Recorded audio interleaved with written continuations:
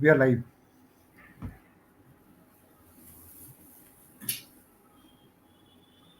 Hello everyone, I'm Yes. Dr. Aisha Ansari. I'm a gynecologist, obstetrician, laparoscopic surgeon, and a fertility specialist. I'm practicing here in Mumbai. Today, it's my great pleasure to invite and introduce to you Dr. Professor Colonel Pankaj Talwar, sir. A lot can be said about Sir, but I'll stick to the important points. Sir is the CEO at iHoma Infertility Clinics and iSeed Training Academy at Gurugram, Delhi. Sir is the Dean in the Department of Clinical Embryology at Sridhar University, Pilani. Sir has been awarded the Vishisht Seva Medal by the President of India for his exemplary services in the field of infertility. He has edited over 9 books, presented more than 100 papers. He's trained over thousands of students. He has an experience of over 30 years in infertility. Thank you so much, sir, for joining us for this very important talk today. Thank you, Aisha. Thank you very much. Thank you, sir. So, today it is our 15th Facebook Live session in this infertility series. And our topic for today, we are going to discuss about a very significant entity in the field of gynecology, and that is endometrial polyps. अब हमारे पास काफी patients या तो खुद से sonography की report लेकर आते हैं या उनकी कुछ कंप्लेंट्स ऐसी होती हैं जो डायग्नोसिस फाइनली हम पॉलिप की तरह फाइनल डायग्नोसिस पॉलिप हो जाता है। तो आज इस बारे में हम बात करेंगे सर पंकज तलवार सर से। Sir, over to you sir. Thank you very much. So, Dr. Aisha, polyp is one thing which we can't escape. I think very common finding in our practice. So, as we start, my good wishes and big namaste to everyone who's joined us today. Thank you, Aisha, for being our moderator. And thank you sir, thank the you so much, it was my last pleasure. session was a super hit session on PCOS. So, congrats for that. Thank और congrats to you. Thank you. और हमारे शुरू से एक I think it is our responsibility, is social responsibility to groom people. मुझे हमेशा लगता है कि हमारे पास बहुत ज़्यादा ज्ञान है, बहुत नॉलेज है, बट नॉलेज को हम कैसे कैसे सबके पास पहुंचाएं और वो उसको उसका बेनिफिट ले सकें। So I think knowledge Ayesha should be given in a way where it is easily accessible, and also they should be able to assimilate the knowledge, वो नॉलेज को नॉलेज उनके पास जा सके और वो उस नॉलेज का इस्तेमाल भी कर सके। और मेरा हमेशा शुरू से एक फीलिंग रहा है कि हम लोगों को बंद कब्रों से बाहर निकल कर we have to reach people जो कि बड़े कंफ्यूज्ड हैं। मेरे बहुत सारे फ्रेंड्स, बहनें, उनके हस्बैंड, तो फैमिलीज पॉलिप वर्ड आती ही घबरा जाते हैं। पॉलिप हो गया, कैंसर हो गया, व्हाट इज पॉलिप, ऑपरेशन करना है, कैसे करना है, so they are scared. And I think true. इसके पीछे बहुत बड़ा एक जो योगदान है वो आपका और मेरा रहता होगा, मेरा भी रहता होगा, आपका भी रहता होगा कि हम we don't give people clarity about a polyp. So polyp is a very natural thing, and as we have covered before, in the look at we've spoken about endometriosis, PCOS. We cover various topics for our people, and this talk and understanding is not only for the patients but is for everyone. जो right. हमारे सब साथी गण हैं जुड़े हैं हमारे साथ में, ये सबके लिए है। सो हम एक बहुत ही एक कॉम्प्लेक्स टॉपिक को सिंपल वे में प्रेजेंट करना चाहेंगे सबके साथ में। और I be very very happy in case we break the topic into small small bits. So yes. Polyp जो है ना Ayesha, is a very common condition. Actually is very common condition because probably we do IVF, no, हम लोग IVF right. करते हैं, IUI करते हैं, तो हमारे पास हमारा जो सबसे इम्पोर्टेंट हथियार है दैट इज एन अल्ट्रासाउंड। अब खूब सारे right. Polyp, majority, I think 99% of polyps which I diagnose, they are they are asymptomatic, यानी कि उनमें कुछ सिम्टम्स होते ही नहीं है और बिल्कुल ठीक है पेशेंट। और हम जैसे हमने प्रोब लगाया, बोला पॉलिप है, उसके बाद they start crying, they get worried, and then they get into our rigmarole of heavy investigations। कोई कोई कोई कहता है कि आप एमआरआई करा लो, कोई कह रहा है कि आप ये टेस्ट करा लो। Patients are confused what to do, what not to do. So आज हम कुछ लाइट थ्रो करते हैं इस इशू के ऊपर। सबसे पहला जो पॉइंट है कि पॉलिप होता क्या है, what is a polyp? Yes. Simple सा सवाल है। So greetings to everyone who is joined us till now. हम जानते हैं कि जो हमारा गर्भाशय होता है, यूट्रस होता है, यूट्रस के कुछ भाग होते हैं। जैसे पहले हमने एक टॉक लिया था फाइब्रॉइड्स के ऊपर, then we talk on PCOS, on ovaries, endometriosis. तो सेम मॉडल मैं आपके पास दोबारा लेकर आया हूँ। तो कई बार आप मुझे कहते हैं सेम मॉडल बार बार से हमारे पास में आ जाता है, but this is the basic model which we use everywhere. अगर हम इस मॉडल को देखें, this is a model which is made up of plastic, but इसी तरह का कुछ हमारा गर्भाशय होता है, यूट्रस होता है। और यूट्रस के अंदर अगर आप देखें तो ये यूट्रस का फंडस है, यूट्रस का ना सर कहते हैं, फंडस होता है ये। और इसके नीचे अगर हम चलेंगे तो नीचे की तरफ ये दिस बिकम्स यूट्राइन सर्विक्स, ये सर्विक्स बोलते हैं इसको। तो यूट्रस के माउथ को सर्विक्स कहते हैं, और नीचे फिर वी हैव द वेजाइना, इसे यूनी कहते हैं। सो नो साइड में दो फैलोपियन ट्यूब्स होती हैं, और साथ में there are these are fallopian tubes here, there are fallopian tubes the woman has, and then there are ovaries. You can see the ovaries, जिनके अंदर हर महीने डिम बनते हैं। Right. हमने कई बार ट्यूब में स्वेलिंग की बात करी, यहाँ ट्यूब में पानी भर जाता है या Yes. खून भर जाता है, तो हाइड्रोसेल्पिंग, Yes.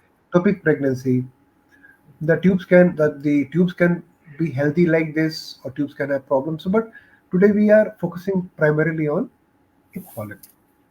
So Yes. जो यूट्रस होता है, यूट्रस की जो लाइनिंग होती है ना, ये मसल की बनी होती है, इसे कहते हैं मायोमेट्रियम। Metri. सो यूट्रस की मसल को मायोमेट्रियम कहते हैं। और जब यूट्रस की जो मसल होती है, इसकी एक अंदर की लाइनिंग होती है। अगर आप देखें तो आप देख पा रही हैं Yes. आयशा, इसके साथ Yes. एक Yes. अंदर एक Yes. लाइनिंग जी जी जी, वो रेड पार्ट के अंदर वाली। अंदर है। हाँ, इस लाइनिंग को हम कहते हैं, जो आपको अगर आप देखें, पास से देखें, मैं दिखाने की कोशिश करूंगा, ये अंदर की लाइनिंग, अंदर, ये पूरी लाइनिंग अंदर बिल्कुल की लाइनिंग, बिल्कुल सर। यस जो हल्का yes, pink it is colour की। विजुअल। ठीक है डॉक्टर आयशा, तो that is basically, that is called endometrium. So बाहर का मसल है और अंदर का लाइनिंग कहते हैं एंडो। एंडो मतलब अंदर, सिर्फ अंदर। एंडोमेट्रियम। सो जब ये एंडोमेट्रियम की लाइनिंग जो होती है, इसमें कुछ सेल होते हैं, उसे हम कहते हैं एंडोमेट्रियल सेल्स। जब राइट। किसी कारण से, नॉर्मली जब भी किसी लेडी को पीरियड्स आते हैं तो पूरा लाइनिंग ही गिरता है, ये पूरा लाइनिंग है ना, दैट गेट्स शट ऑफ।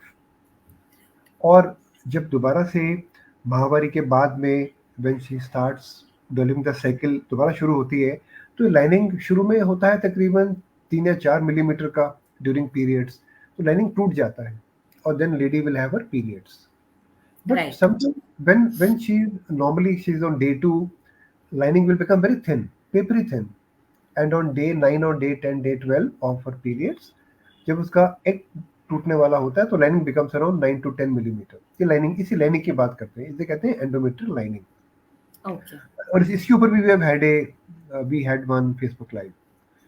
सो जब ये जो लाइनिंग होती है यूट्रस की, इसके अंदर कुछ एबनॉर्मल ग्रोथ होनी शुरू होती है।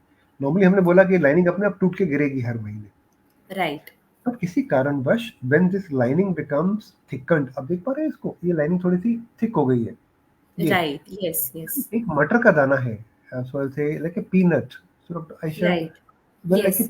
पीनट और a grape, is swelling comes from the endometrial lining, it is called a polyp.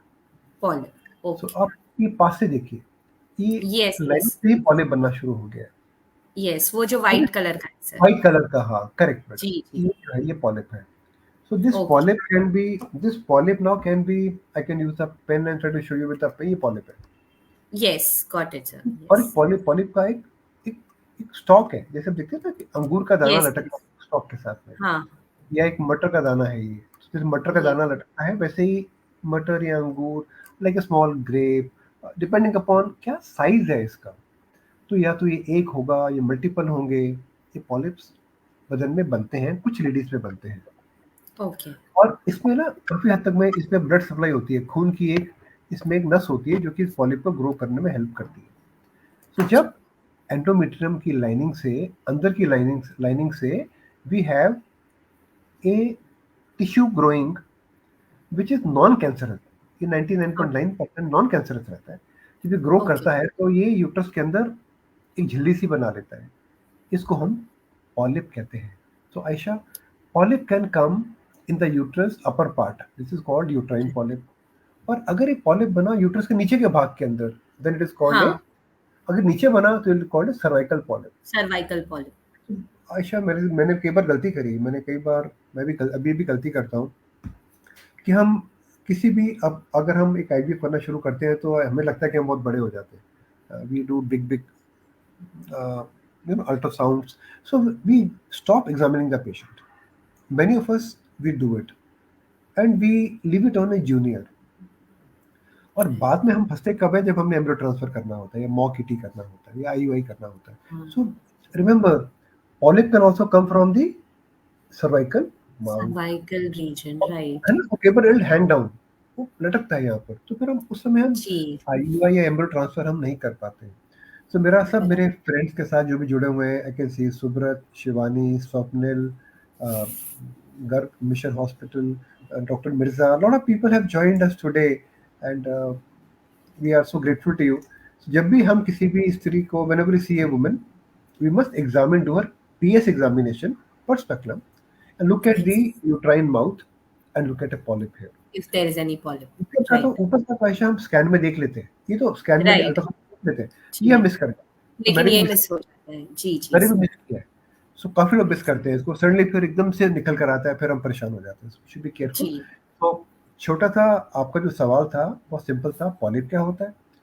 तो एंडोमेट्रियल लाइनिंग, जो यूट्रस की लाइनिंग होती है, अगर वो Yes. थिकन हो जाती है, अगर वो उसे हम थिक हो कहते जाती हैं है. पॉलिप. अब कुछ Oh. टर्म्स होती हैं, एंडोमेट्रियल हाइपरप्लेसिया और endometrial polyp. Polyp can be in the uterus, polyp can be coming from the cervix. कई बार पॉलिप एक होता है, कई बार 3-4 पॉलिप आ जाते हैं, क्लस्टर में आ जाते हैं. तो दिस इज ए पॉलिप. और जितने भी हमारे friends who are with us today, आपको ये जानना है कि पॉलिप से डरने की जरूरत नहीं है. True. Polyps are there, we have to treat them. हर पॉलिप का इलाज सर्जरी भी नहीं होता. नंबर 3, पेशेंट को पॉलिप बता के उसको डराना नहीं है, उसको पॉलिप के बारे में बताना भी होता है. जी, And जी. polyp is a fully treatable thing, and so I think this is our role to educate the people about the polyp. So this will be my answer to your first question, Aisha. No, very true sir. Because अक्सर patients get very tensed. उनको लगता है कि पता नहीं कितनी बड़ी गांठ हो गई है हमारे यूट्रस के अंदर, कहीं ये कैंसर ना हो. बहुत डर जाते हैं अक्सर पेशेंट्स. आपने बहुत सही कहा sir. We need to really educate them and not scare them. True sir. Sir, हम ये जानना चाहेंगे, आर देयर एनी कॉजेस की किसी स्पेसिफिक लोगों में ये पॉलिप क्यों कॉमनली मिल जाता है? ऐसे कोई स्पेसिफिक कॉजेस हैं पॉलिप को लेके? हाँ, इसके अंदर क्या है कि मेजॉरिटी ऑफ द पॉलिप्स ना, इनमें कोई सिम्टम नहीं होता है. अब सिम्टम, जो हमारी बहनें जुड़ी हैं हमारे साथ में जो कि नॉन मेडिकल बैकग्राउंड की हैं आयशा, उनको बताना पड़ेगा कि सिम्टम क्या होता है. कि जब हम अगर खांसी कर रहे हैं, अगर हमको जी, वायरल इन्फेक्शन, सोर थ्रोट हो गया, तो हमें खांसी होती है, वो सिम्टम है. अगर जी. हमारे बदन के अंदर मलेरिया के कीटाणु आ गए, तो हमको फीवर आ जाएगा. तो फीवर राइट. सिम्टम बन जाता है. हम बोलेंगे सिम्टम्स. मेरे को बुखार आ रहा है, डॉक्टर साहब मेरे को बुखार है, डॉक्टर साहब मेरे सर में दर्द है, डॉक्टर साहब मेरे को बड़ा पसीना आ रहा है. ठीक है. So Ayesha, that is the symptom. Okay. अब majority of the polyps are always hidden in the uterus. Right. Yes और ये सर. पूरे बेबी के जैसे छुपके रहते हैं. और बिल्कुल. और इनके कोई सिम्टम्स ही नहीं होते हैं, इनके सिम्टम्स है ही नहीं. सो ये पकड़ में ही नहीं आते हैं.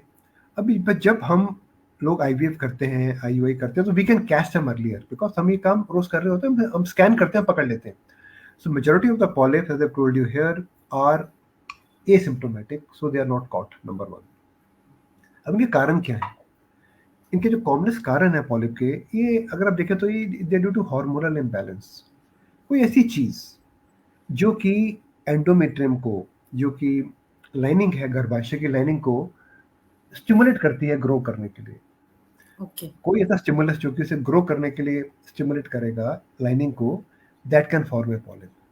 और जो सबसे कॉमन कारण है इसके अंदर आयशा, सबसे कॉमनेस्ट कारण इसके अंदर है, it can be hormonal changes. तो जब भी, पर ये in less than 22 years, 23 years polyp नहीं आते हैं. तभी आते हैं जब लंबे समय तक हार्मोन्स बॉडी के अंदर उनका लेवल बढ़ रहा है। और हार्मोन्स क्या है? बेसिकली ईस्ट्रोजन, जो एक स्त्री को एक फेमिनिटी देते हैं, इसे हम कहते हैं ईस्ट्रोजन। जब भी Okay. किसी भी वुमेन के अंदर हार्मोन्स की मात्रा बढ़ती है, या फिर एक सडनली उसमें स्पर्ट आता है, जैसे मीनोपॉज के Yes. समय आता है, तो पॉलिप आ सकते हैं। सो Okay. पॉलिप का ना देखो, मेरे विचार में, like we see very young people, I my average age is less than 40 years, and they Okay. All come to me for fertility issues. Fertility issues. Yes. But अगर आप देखें, जब हम गायनी करते थे, तो polyps are very commonly found between 40 and 49 years of age. That's the age 40, Yes. 45 when the woman is going into menopause. She's gradually now ovaries are fading. तो ovary क्या करती है? Ovary will try to give out more hormones. जैसे मैं कई बार सबको बताता हूँ, जब भी कैंडल बुझने वाली होती है तो कैंडल की लौ बढ़ जाती है। उसी Yeah. तरह से जब भी किसी ओवरी को, जब ovary goes into a shutdown, ovary goes into menopause, ovary will become hyperactive. तो आपने Okay. देखा होगा आयशा के lot of women who are touching 43 44, they have very frequent periods, उनके पीरियड जल्दी आते हैं, Yes. अब Yes. फिर आने बंद हो जाते हैं। फिर दे बंद हैव हो शॉर्ट जाए. Periods, the short periods are indicative of for her going into some amount of ovarian suppression, वो मतलब Separation. Ovary is dying out. So when she's making, cycles are coming again and again, she's making large, giving out large amount of estrogens, then polyps can form. So polyps are very common between 40 and 49 years of age. And then comes our group. अब हमारे group के अंदर तो देखो, it depends upon how many scans we do. अब कितनी बार देखा हमने, लोग पॉलिप स्कैन करते हैं, पॉलिप ढूंढ नहीं पाते, हमारे पास में आते हैं तो हम ढूंढ लेते हैं, बिकॉज हमारे eyes are focused on a polyp as a Yes. infertility specialist. So around 30 to 40% of the people who come to us in our OPDs, maybe Okay. 20-30% can have a polyp. But probably Okay. we get a referred patient. Referred, Right. हमारे referred patient आते हैं ना हमारे पास, तो Yes. दिख जाता है हमको. जी. And then so there can be some infections that can lead to inflammation and a polyp formation. And the last one, which is again pretty common but not now, is in something called an OC pill. अगर देखा होगा, अगर आप किसी को हम देते हैं ना, क्लोमिफिन देते हैं, और हार्मोनल पिल हम किसी को अगर देते हैं क्लोमिफिन, तो वो यूट्रस की लाइनिंग को छोटा कर देती है, दबा देती है. जी. There's a tablet called tamoxifen. Okay. Tamoxifen we use quite commonly when women have got a cancer.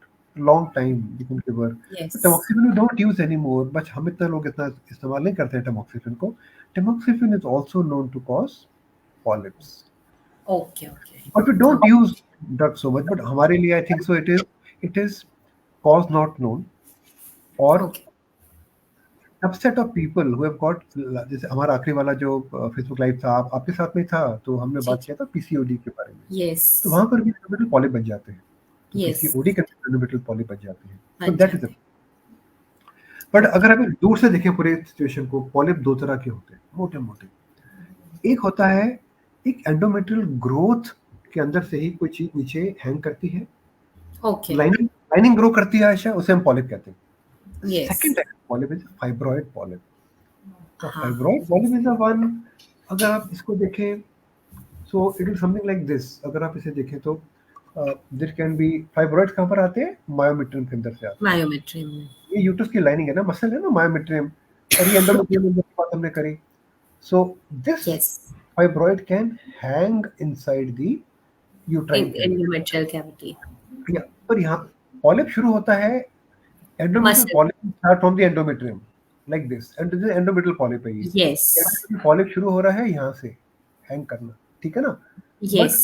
Uterus के अंदर मसल में फाइब्रॉइड है, तो कई बार फाइब्रॉइड अंदर जाते जाते they come inside the uterine cavity. Uterine cavity. So True. And they hang inside. This called Yes. Fibroid polyp. फर्क Fibroid ये polyp. होता है, हाँ जी, फर्क ये होता है कि इनके रंग में फर्क होता है. जब हम अल्ट्रासाउंड करते हैं ना, इनके रंग में फर्क होता है. वी कम टू नो कि वो फाइब्रॉइड पॉलिप है कि वो एंडोमेट्रियल पॉलिप. Endometrial polyp है. Okay. फाइब्रॉइड जो मसल है ना Ayesha, fibroid is a muscle, it is a Yes. Hard sort of a thing. And endometrial polyp is a very soft endometrial layer, a very soft thing which is floating everywhere. That is called Oh. an endometrial polyp, and fibroid polyp is a firm mass which is hypoechoic on an ultrasound. So एक रंग होता है ultrasound के ऊपर, hypoechoic. It looks like hypoechoic thing going inside the uterine cavity. Uterine cavity. This or polyps can be single, multiple. They can be inside the uterine cavity or in the cervix. So that's how we will divide the polyps. The commonest age group is 40 plus when she's Okay. going into menopause. But in our category, I think we got large number of cases. छोटे छोटे polyps हमको दिखते हैं. Small polyps are seen, and फिर there can be some reason like we told you PCOS. In PCOS के अंदर क्या होता है कि when we have the woman who has got endometrial hyperplasia, they can form polyps, and then इतना कुछ there are some associations that they come with people who have got hypertension. There are people who have got BP is high, they've got high BMI, body mass index goes high, hormonal imbalance is there. She's got an Okay. ovulation. PCO patients are not Yes. ovulating. So they become Right. obese because there is hyperinsulin. हमें आपको याद होगा कि we spoke about ji.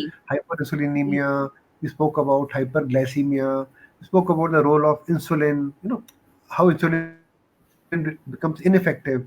So high BMI, raised BMI, with the high blood pressure, obesity, uh, PCO ovaries, they all come together and they can also give rise to a polyp because she is not ovulating. So the levels of Okay. P2 is very high. Yeah, that's about there are a few conditions where polyps can be formed. Formed. Right. Okay, sir. So, in general, sir, maximum of the patients are asymptomatic. But थोड़े बहुत patients जिनको normally 40 plus ये सब होता है, ज्यादा करके वो हैवी ब्लीडिंग, जल्दी ब्लीडिंग आ रहे हैं, ये सारे साइंस लेकर आते हैं. और कभी कभार इंटरमेंस्ट्रुअल ब्लीडिंग भी हो जाता है, महीने के बीच में जी थोड़ी बहुत स्पॉटिंग जी होते रहती है, जी उसमें जी भी जी पॉलिप.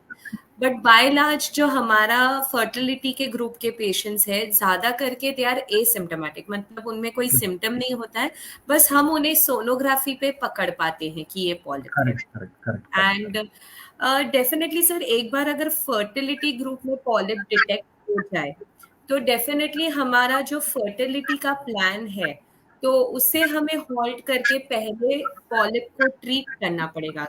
उस पॉलिप को एक बार पहले ठीक करना है. तो सर, इसके लिए हम कब मेडिकल मैनेजमेंट यूज कर सकते हैं, when have we suppose to opt for a surgical management? जैसा हमने आपको बात करा कि अब सिंपल आप look at the physiology of the woman. किसी भी हमारी किसी भी बहन के अंदर जब उनको माहवारी आती है when she has her yes. periods, तो यूट्रस की लाइनिंग गिरती है, शेड होती है. यस. जब लाइनिंग गिरती है तो लाइनिंग बिकम थिनर. वो लाइनिंग 3 4 साढ़े 3 4 मिलीमीटर की हो जाती है. मिलीमीटर मीन्स स्केल के साथ मिलीमीटर, अल्ट्रासाउंड यस. भी. यस. बट जब उनके उनके पास डे 4, डे 5, डे 10, डे 12 और पीरियड्स हम चलते हैं, तो वही लाइनिंग यस. तकरीबन डेढ़ एक से लेके 1.3 सेंटीमीटर तक की हो सकती है. Hmm. And when she goes towards her cycles, जो पीरियड्स आने वाले होते हैं, उनका एग बनता है, फिर थोड़ी लाइनिंग दबनी शुरू होती है, and by day 28 day 29 she will again start bleeding. तो lining right. From 1 centimetre become around 0.3 0.4 centimetre और 3 to 4 millimeter. इतना क्लियर है ना? This much is clear. Yes. Yes. So now we have to just understand that the lining will vary as per the when the woman is ovulating, her levels of body hormones go high, and that can lead to polyp formation. And then some women start bleeding because polyp जो होता है वो lining के अंदर होता है. It rubs everywhere. That polyp has got a blood supply. Polyp can start bleeding in many women, as I told you. A large number of women may come with heavy bleeding. Menopausal group yes. में come with ji. bleeding. फिर कैसे bleeding woman issues. comes to us at 42 years of age, bleeding हो रही है, तो हम एक pipe smear करते हैं, एक स्कैन करते हैं, पॉलिप दिखता है. पॉलिप नॉर्मली नॉन कैंसरस होता है. She is having abnormal bleeding, तो एयूबी कहते हैं इसको. तो हम पॉलिप को निकाल देते हैं. सो जो आपका सवाल था, आपका एग्जैक्ट सवाल क्या था? You wanted to know that polyp का मेडिकल ट्रीटमेंट क्या है. सो अगर हम लाइनिंग को दबाना चाहते हैं, then what do we do? Whenever we want to give suppress any lining, we put them on some OC pills or we OC. put them on progesterones. Fine. Okay. Two things we give it to them. अगर yes. एक हमारी एक young patient है, हमारी young बहन है जिनको की फर्टिलिटी चाहिए, तो वहाँ तो उनको ओके. हम दबा नहीं सकते ना, उनको हम सप्रेस नहीं कर सकते. वहाँ तो we have to go and try to do as early as possible. We have to give her a healthy uterus. तो हमको राइट उसमें से पॉलिप को निकालना पड़ता है. जी that is surgical excision. But बाकी केसेस के अंदर जबकि फर्टिलिटी प्राइम इशू नहीं है, या फिर वो ओके वेट कर सकती हैं, या फिर वो वेट कर सकती हैं 5-6 महीना, okay then we can, like many times there are polyps, we remove them and she again develops some sort of growth, then we put her on Mirena. तो हम कहते हैं 6 महीने के लिए भी आप आराम करें. बट वहाँ पर हमारे विंडो पीरियड होता है. जी बट बिल्कुल नॉर्मली, है ना, जब हमारा विंडो पीरियड नहीं है and she doesn't want fertility, she says यार मेरे को राइट ठीक कर दो आप और मुझे ऑपरेशन नहीं राइट कराना है. तो अगर पॉलिप छोटे हैं, आई ऑलवेज से हम before we do such a thing, you must do a biopsy of polyp. You should never put her on hormonal pills के सोच करके ये पॉलिप है तो ये बिनाइन ही होगा. बिनाइन मतलब राइट यस कैंसर सर नहीं होगा. कैंसर नहीं होगा तो अगर मुझे किसी पॉलिप को मेडिकल मैनेजमेंट में डालना है तो at least I will do one biopsy. अगर यस दोबारा बन जाए तो I will take the call and I also do an hysteroscopy and ensure कि वो कैंसरस नहीं है. Then I put on OC pills. उन्हें 3-4 महीने अगर हम ओसी पिल्स देंगे ना, तो फिर यूट्राइन लाइनिंग को हम बढ़ाते हैं या फिर हम देंगे प्रोजेस्टेरॉन, तो लाइनिंग थोड़ी बड़ी होती है और लाइनिंग टूट के गिरती है जी and lining will fall down, polyp will come out. So जैसे मैंने बोला कि अगर हम एक प्लान्ड वे में एक वुमन के पीरियड्स को इंड्यूस करते हैं by giving her OC pills, तो जब लाइनिंग गिरेगी ना, लाइनिंग आप देख पा रहे हैं या ब्लीडिंग हो रही यस है, इसका मतलब जी है sir she is bleeding. Yes so when the girl starts bleeding here, आप देख पा रहे हैं ब्लड की ड्रॉप्स हैं यस यहाँ पर. यस यस तो यस उसके जो लिए ड्रॉप्स है जब लाइनिंग गिरेगी ना आयशा, तो जी पॉलिप भी टूट के बाहर गिर जाता है, अपने आप गिर जाएगा टूट ओके जाता है. But you have to very very careful कि मेडिकल मैनेजमेंट ये एक साइकिल का नहीं होता, ये 2-3 महीने हमें लगातार उनको मेडिसिन हाँ देनी एटलीस्ट 2 to 3 months देने ही है, पड़ते हैं तो लाइनिंग गिर जाती है. So that is absolutely right way. But मेरा आप सबके साथ जो आज जुड़े हैं, and आप जैसे आप देखती हैं कि by that time with in 3-4 days it will be around 70,000-80,000 people who would have seen this video. Our series are right so popular, we'll have around 70,000 people who would have seen it most probably. तो true सबको ये एक message ये रहेगा कि don't immediately start do a medical management for a polyp. You have to do an good ultrasound, hysteroscopy, maybe a biopsy, confirm it is a benign polyp, then you can do it. Only Like then give जैसे PCO patients होते हैं ना, बड़े commonly I get problems, they got multiple polyps coming up, so we take them out, जाते ही नहीं वो. They get after me, they don't leave. फिर हम क्या करूँ, I put a Mirena. और in any okay case endometrial hyperplasia है, अब मल्टीपल जगह से एंडोमेट्रियम ग्रो कर रहा है, मैं कितने पॉलिप निकालूंगा. सो आई डू सही an hysteroscopy and take out a small piece and then say अरे ये तो बिनाइन है, बस nothing to worry, then I put a Mirena for 6 months. Right वो ये जरूर करना है. ऐसा मत हो कि हम दिस गर्ल इज अनफॉर्चुनेट और हमारी गलती की वजह से उनको हमें कैंसर को मिस करते हैं, ऐसा नहीं होना चाहिए. सो वी जी हैव टू बी वेरी जी केयरफुल. बिल्कुल yes sir yes, that be my answer to your question. Yes. And so in short, basically, even before medical management, पहले हम एक बार हिस्ट्रोस्कोपी करके एक बार एटलीस्ट बायोप्सी करके चेक कर लेंगे. अगर बिनाइन है then we can give medical management. Yes, और अगर पेशेंट को फर्टिलिटी इश्यूज मतलब फर्टिलिटी है, we have to rush through it, then I think hysteroscopically removing the polyp becomes the treatment of choice. Then is that so sir? But in good hands. मैं definitely. आपको बताना चाहूँगा कि हम सब काम करते हैं. हम सब तरह के काम करते हैं.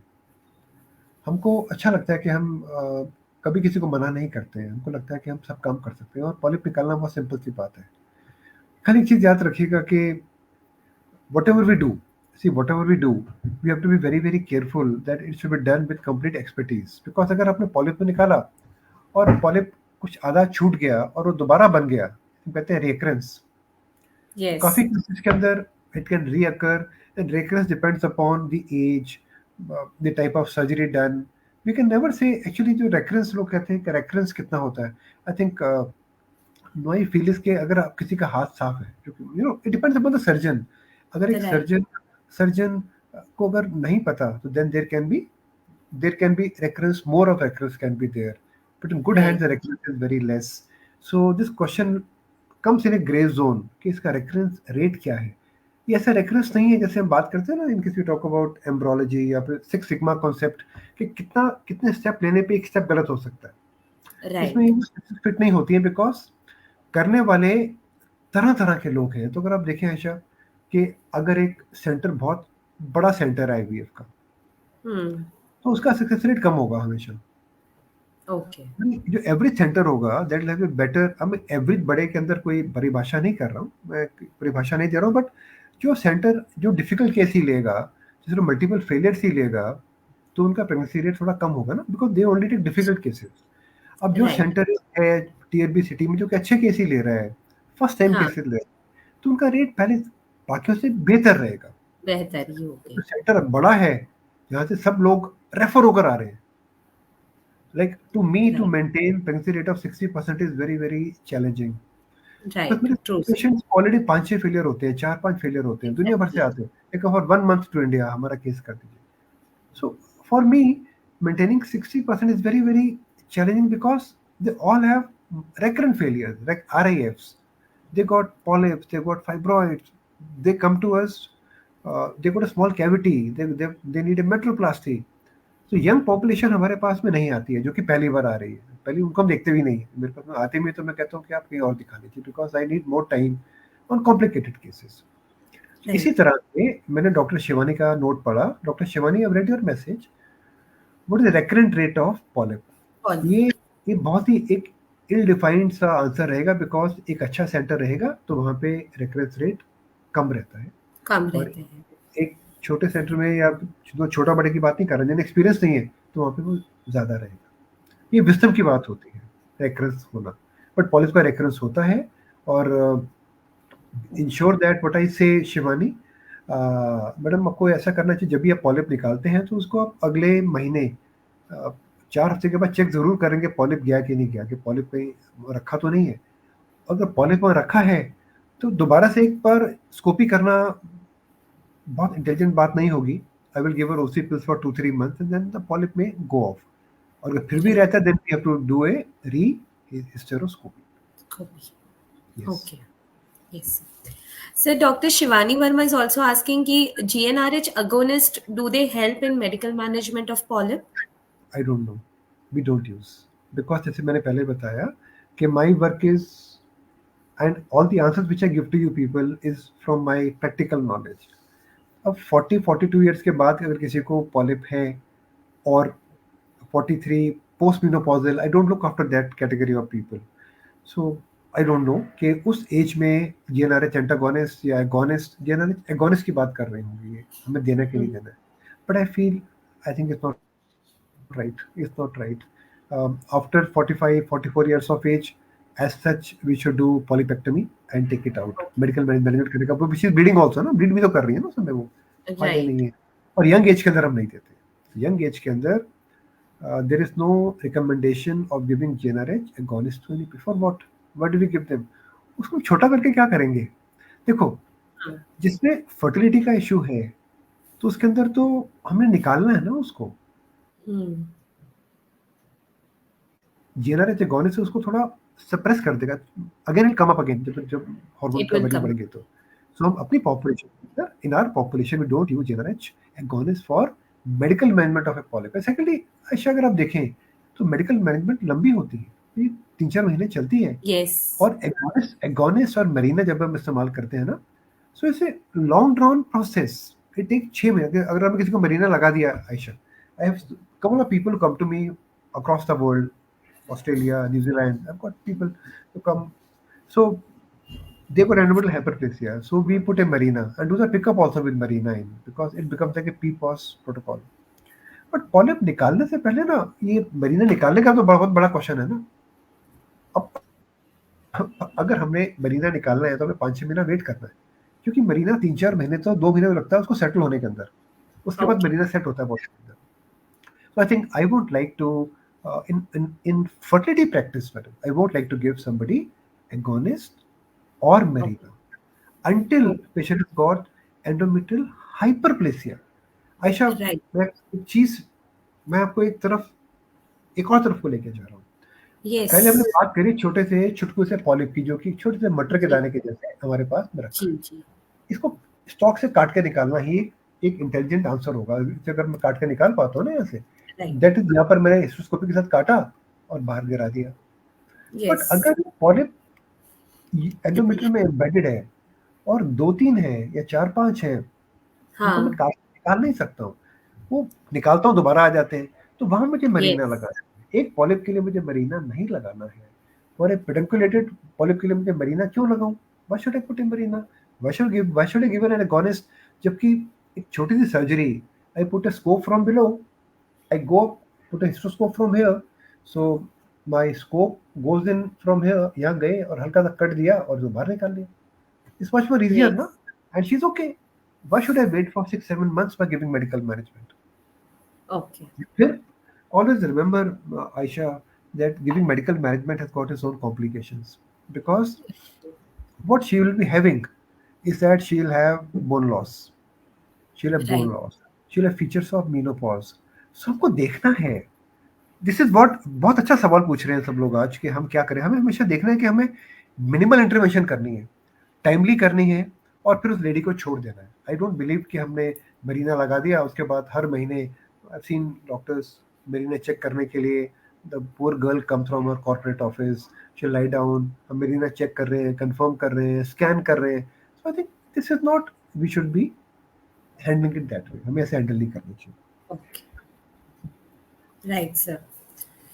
Sir, Dr. Shivani is also asking what is the recurrence rate after hysteroscopic removal? एक बार polyps निकाल भी दिए. I think sir has also already follow answered that. Immediately come. हाँ, ये बहुत Yes. वेरिएबल होता है. ये एक नंबर नहीं होता है, because I see I have seen, जब मैंने काम शुरू करा तो मेरा रिकरेंस रेट हाई रहता था, because as as a young person my recurrence rate was pretty high. But as we mature it becomes less, and now when we operate our recurrence rate is much lesser. But reference rate कितना भी रहे किसी भी चीज का, important है that we should see it.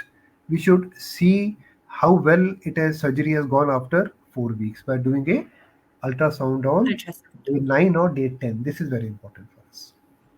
True, sir. So I think we have covered majority of the things about polyp, sir. We have covered what is polyp, उसके क्या causes हो सकते हैं, क्या signs, symptoms. कभी कभार पेशेंट एसिम्टोमेटिक होते हैं, कभी मेनोरेजिया होता है, हेवी ब्लीडिंग, इंटरमेंस्ट्रुअल ब्लीडिंग. एक बहुत इम्पोर्टेंट पॉइंट था कि उसके बाद पोस्ट कॉइटल ब्लीडिंग भी पेशेंट्स कभी कभार प्रेजेंट करते हैं. Doctor Shivani Verma had mentioned in her comments that post coital bleeding भी हो सकता है पेशेंट्स को. It will happen, and emotional bleeding, Aisha, will happen in an cervical polyp. Yes, Cervical polyp. It won't happen in endometrial polyp. It endometrial will polyp. happen. Okay. Yes, it will happen. Yes. Okay, great. And we have also covered कि most common, obviously, the diagnostic method is sonography itself. Right. Sonography पे in good hands definitely.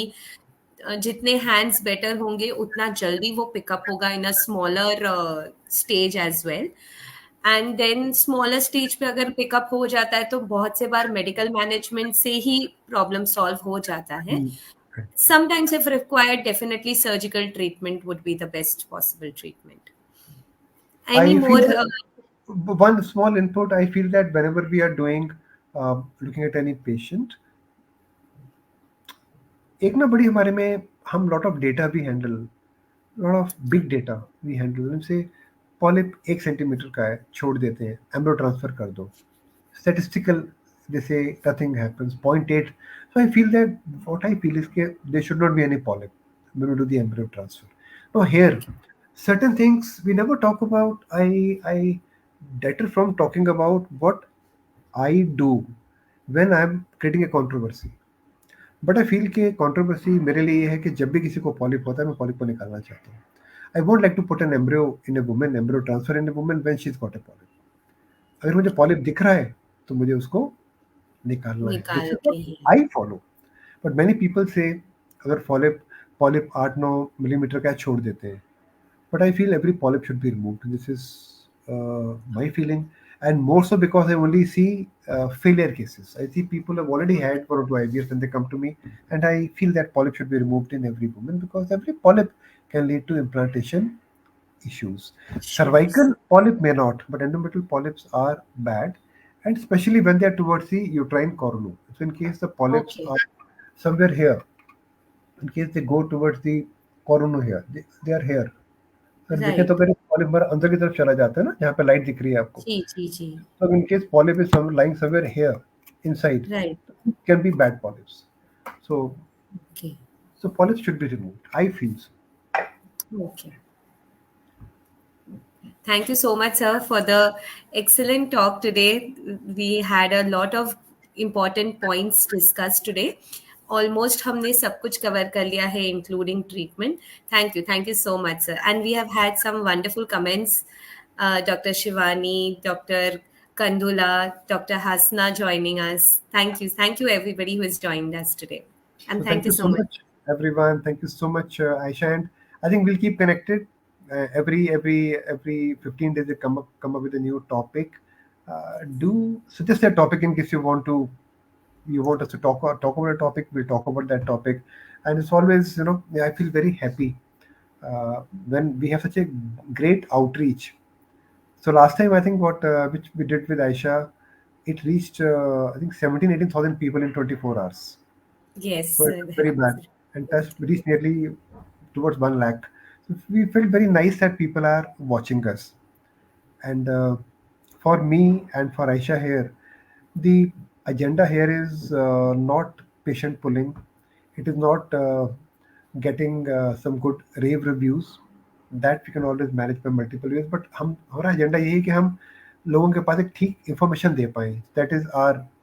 This is our agenda. That we should be able to reach large number of people through you. आप जब जुड़ते हैं हमारे साथ में, और अगर हम आपको किसी भी चीज़ के बारे में आपकी नॉलेज को ऐड कर पाएँ, somebody will benefit from that. So this is what I want to tell. And for the patients who watch us in such large numbers, the message will be that don't worry about the polyp. Polyps are, they occur. Polyp को लेकर डरना नहीं है, घबराना नहीं है. So we are all with you. If you ever want to contact us anytime, we are all here with you. Feel free to call us up anytime. And take care till we meet next after 15 days. Goodbye and God bless. Dhanyavad. Thank Thank you. Thank you. Thank you.